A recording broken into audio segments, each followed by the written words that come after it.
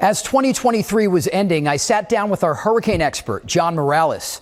John was a pioneer in talking about climate change on TV and opened the door for people like me to follow in his footsteps. I asked him to describe the evolution of climate change reporting over the last 20 years, considering that not too long ago, what we do now every day at NBC6 was once considered bold and controversial and even risky to our careers.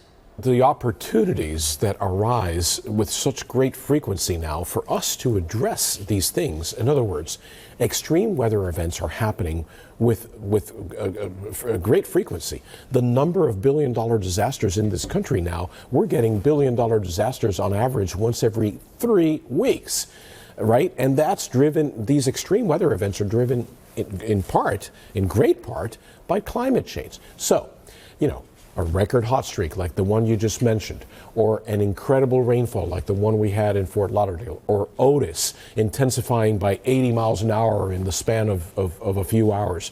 All these things are consistent with what you would expect in a warming planet. All I have to do is get on the air and say, you see what happened there? Mm-hmm. That's what the scientists had predicted. That's what they had told us, 20, 30 years ago that would happen. And there you have it happening.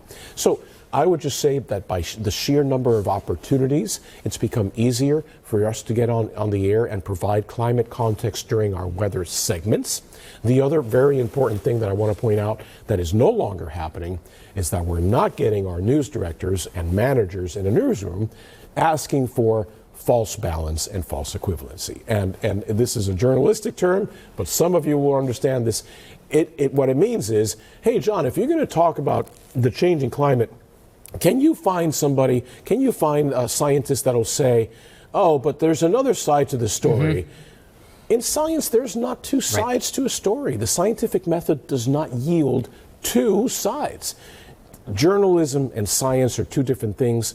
We're no longer being asked to go to, I don't know, the Heritage Foundation or Heartland Institute or whatever, to go find some kook scientist who happens to have a PhD, and we have to put them on the air because we have to show both sides. There isn't a second side, and that's making our job as climate communicators a lot easier. And this is why you're here, because you can say those things that I can't always say, and that's why I appreciate you being vocal.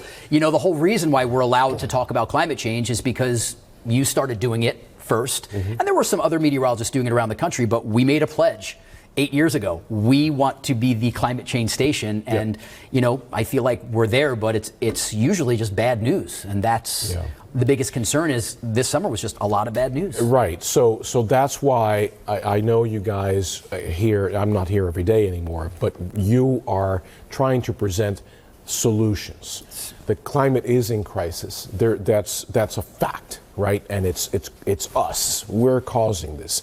But the solutions are there. Yep. And if you guys can present more of them, people, the audience, you will realize, wait a second, this exists? We can do this? What is it going to take for us to do this, right? Well, oftentimes it takes political will to do it, right? So what role do you play in that? You know what role you play in that, right? So that's what it's all about. Present the solutions so that people know that we're not at wit's end here. There is hope. We can fix this, and presenting solutions on NBC6 is going to be really good.